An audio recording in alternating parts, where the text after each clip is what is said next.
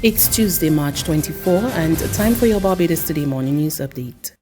Government is not ruling out a curfew in Stage 3 of the island's COVID-19 preparedness plan. However, Attorney General Dale Marshall said that would be a last resort. With 17 confirmed cases of the virus, the country is currently at Stage 2. But Marshall, in an interview on CBC News last evening, said several levels will be considered if the situation moves to one where a state of emergency is needed. Well, that is something that we're dreading, but we're working on it. And obviously, there are degrees that we're going to follow.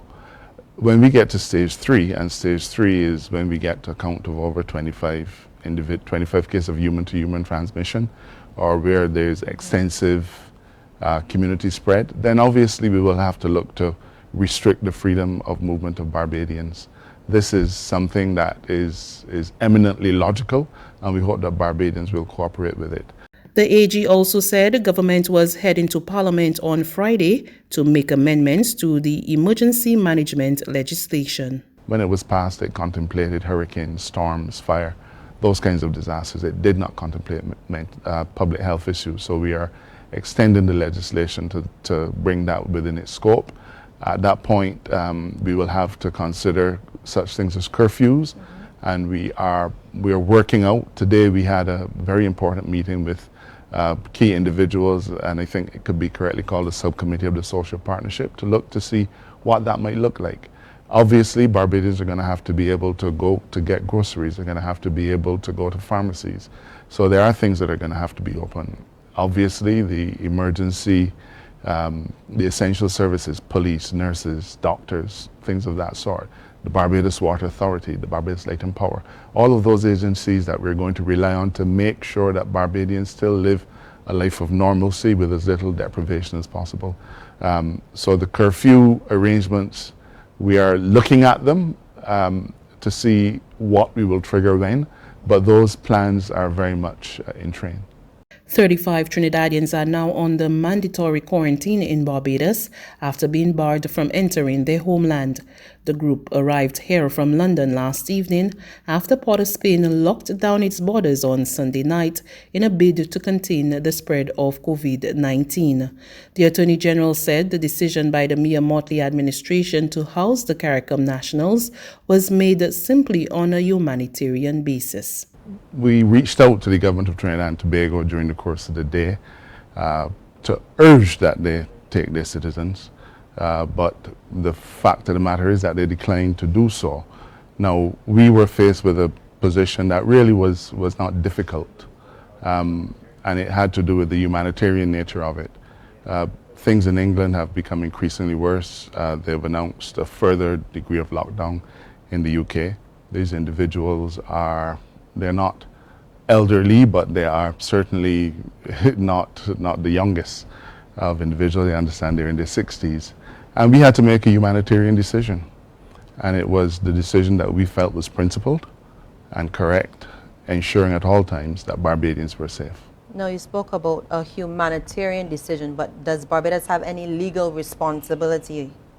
Barbados doesn't have a legal responsibility to accept individuals other than its own citizens, and therefore, technically speaking, we could have denied them landing rights into Barbados, but that would have meant that they would have had to return to England.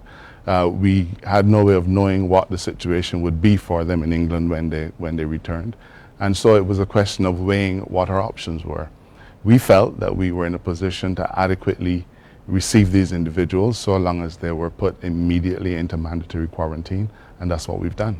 The National Insurance Scheme puts measures in place to handle the anticipated increase of unemployment benefits due to the impact of the COVID-19 pandemic.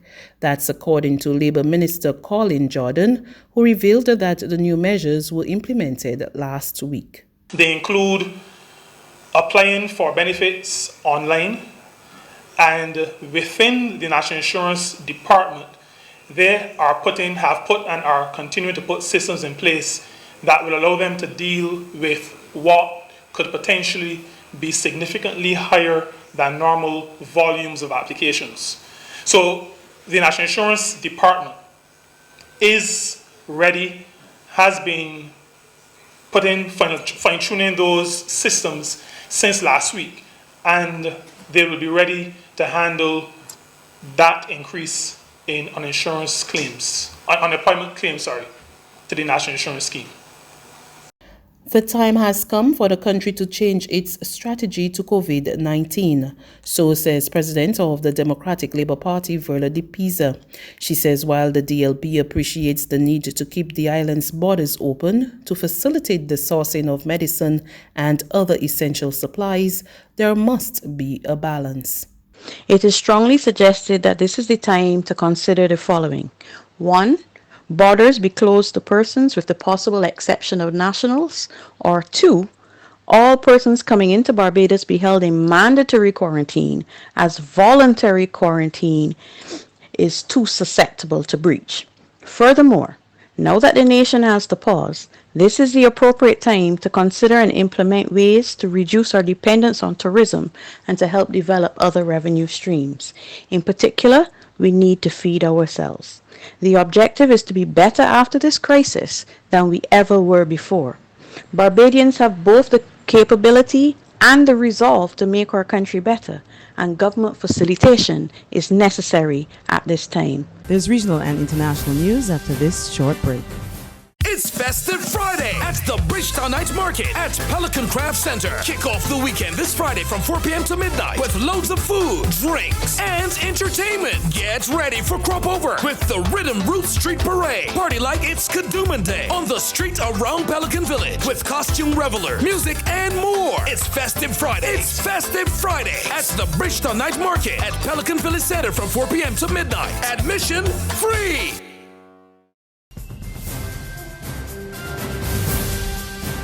To news from the region now. Operations at St. Lucia's Bordelais Correctional Facility are back to normal following a jailbreak by 6 prisoners over the weekend.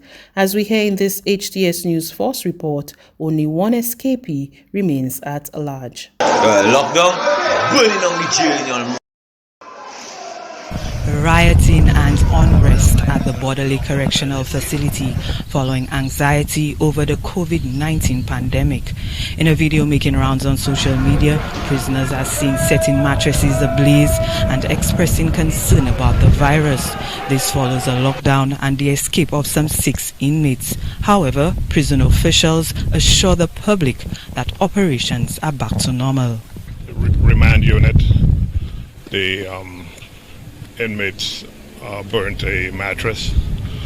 It was in light of the lockdown that we had. They kind of rebelled against that, but the situation was recovered very shortly. The anxiety over the COVID-19 pandemic has even managed to creep up on those behind bars. In the video, they were concerned about COVID-19. Oh yeah, I mean, it is a concern for all of us, and you could imagine the anxiety that the inmates face. They see the news online. They understand that we're dealing with some coronavirus issues, and they have their own anxieties. And some of what we see is based on their own reaction to that. Operations are somewhat back to normal after the jailbreak. We have the one inmate at large, and of course we have pictures circulating. And finally, the World Health Organization has warned that the coronavirus is accelerating, with more than 300,000 cases now confirmed. But the WHO Director General said it was still possible to change that trajectory and urged countries to adopt rigorous testing and contact tracing strategies. It took 67 days from the first reported case to reach the first 100,000 cases, 11 days for the second 100,000 cases, and just 4 days for the third 100,000 cases. To win, we need to attack the virus with aggressive and targeted tactics. Testing every suspected case, isolating and caring for every confirmed case, and tracing and quarantining every close contact. That's news. But for the very latest, visit us at www.barbadostoday.bb. You can also subscribe to our e-paper, email updates, or like us on Facebook, and sign up for our breaking news alerts via WhatsApp. We're also on Izumi Media in bus terminals, as well as screenplay at supermarkets and gas stations near you. And you can also hear us on Mix 96.9 FM and Capital Media HD 99.3 FM.